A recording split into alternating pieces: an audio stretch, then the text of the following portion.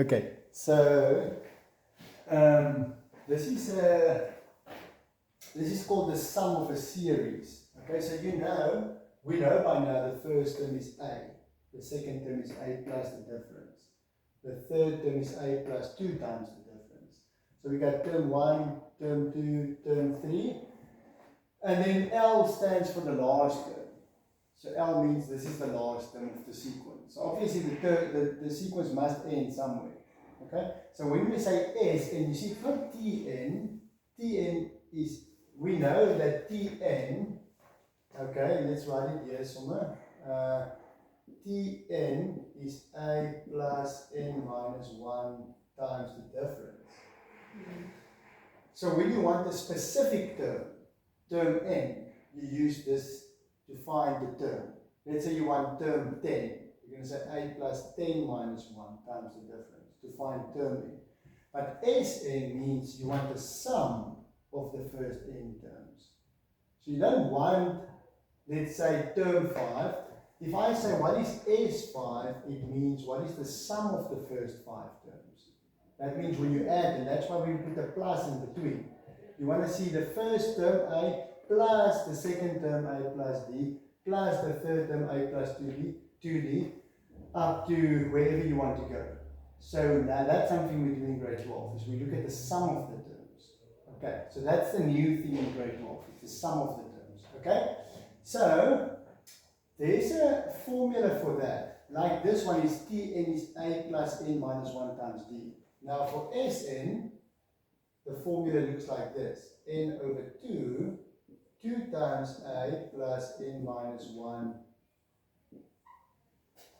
times the difference. That's the formula that you use for the sum. So let's say I say, what's the sum of the first 10 terms? Then you're going to say it's 10 divided by 2 times A, your first term, plus 10 minus 1 times the difference. And then you can see, that will give you the answer for the sum of the first 10 terms. So these are the two important ones you need to know for arithmetic. Is the 10th term, for instance, or the 50th term, Tn, and then the sum of the first 10 terms, or the sum of the first 50 terms. But now, in grade 12, they actually show you how to prove that this is the formula. Okay, they show you how to prove it. And it's something they ask in the exams. Really, there's, in paper 1, in the final exam, actually all the exams, in paper 1, there's only 2 types of proofs that they ask you. And one proof is this one. They might give it just like this, and say prove that Sn is n over 2a plus prove it. And then this is what you're going to do. So if they say prove it, you must know those like 5 steps. Okay? And this is the first 2 steps. Write down the sum. Sn is a plus d plus a plus 2d all the way up to the last term. So what is the second last term? It's the last term is term L. Okay, we call it L for the last one. The second last one is L minus the difference, because it's 1 less. You go 1 back. Like here, A is the first one, the second one is A plus D, so you go 1 forward. So if the last one is L, then the one before that is L minus the difference. So you just subtract the difference. And if you go another one back, it's the last term minus 2 times the difference. Okay. So we just show what's the first 3 terms, and then we show what's the last 3 terms. Does it make sense? Okay? And then we say, okay, well, we know this is the sequence. Okay? Now let's write the whole thing down, but let's start with this one, and then write it in reverse order. The last one, the second last one is L minus D, L minus 2D, all the way up to the first one, A. So we wrote exactly the same thing down again, but we just reversed it. So obviously you can do that. If the sum of the first n terms is this, a plus d, a plus 2d, and so on, you can say, well, then the sum of the first n terms must be the same if I write it like this. I just write it in reverse order. You're going to get the same answer, you agree? Okay. So the reason we do it like this is because we want to now find an equation by saying, take this Sn and add this Sn. Take the 2 equations and add them. Okay? So what is Sn plus Sn? It's 2 times Sn, obviously. 2 times Sn. Understand? Sn plus Sn is 2 times Sn. Now, what is L plus A? It's A plus L. We can just write A plus L. Okay? And look at this now. What is A plus D plus L minus D? So we added this, L plus A. Okay? Now here, what is plus D minus D? 0. And then here, it's A plus L. So you're going to get A plus L again. And then here, minus 2D plus 2 is also 0. And then you've got A plus L again. Okay. And then you carry on up to the last one, A plus L. This one, A plus D plus L minus D is just A plus L because the minus D plus D cancel out. So you see, every time when you take the two that's below each other, every time when you add them, you're just going to get A plus L. Every time. So how many times do we get A plus L? That's the important thing now. You get it once, A plus L, another time A plus L, another time A plus L. And the thing is, there's n terms. We said Sn.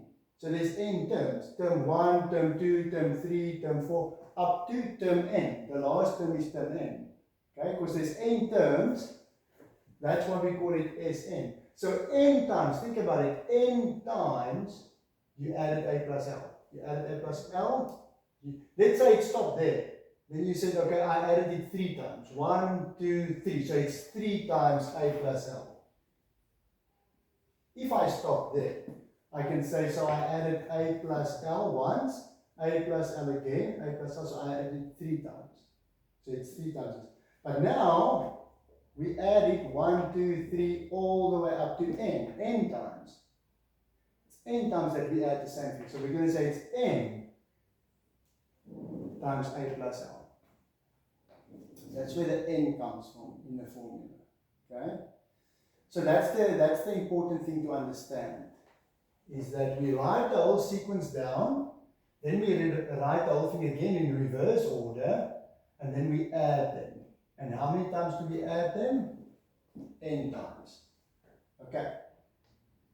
So then all you do now is you say, well, I can divide this by 2 and I can divide this by 2, so they cancel out. So I've got Sn is equal to n over 2, A plus L. And then I can say the last term. Okay. Sorry to interrupt. In the formula today, could you cover for Annika? She's all sick. Okay. Is that okay? So, right, so that's where we are now. We got this, n over 2, A plus L. Okay? So it can work. Sometimes you can use the formula like this. Let's say they ask you to find the sum of the first 50 terms. And they tell you the first term is 5 and the last term is 100. Then you can find the sum. You just put in A and L. But most of the time, you're going to change this L now, the last term, to this. A plus n minus 1 times D. So we're going to say the last term is A plus n minus 1 times D. Okay, why this? Because think about it. What is, for instance, the fifth term? It's A plus 5 minus 1 times D. What is the second term? A plus 2 minus 1 times D. What is the 10th term?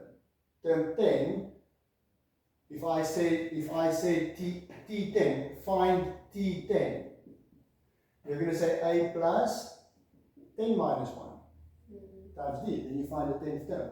So what is the nth term? The nth term is A plus n minus n, not 10n, minus 1 times d. And which one is the nth term? It's obviously the last term. Okay, so we're going to say the last term is A plus n minus 1 times d. That's the one you end with, is the nth term. Okay, so that means the last term can be written as A plus n minus 1 times d. So if you substitute that in here, we're going to say therefore the sum of the n terms is n over 2, A plus the last term, which is A plus n minus 1 times d, and then A plus A gives you 2A. So then you've got, therefore, it is n over 2, 2A plus n minus 1 times d. Okay, makes sense. So it's basically, you see, it's 1, 2, 3, 4, about 6 steps, and it normally counts about 4 or 5 marks in the exam. And it's one of only 2 proofs that you need to know in paper 1. You know, in paper 2, it's the geometric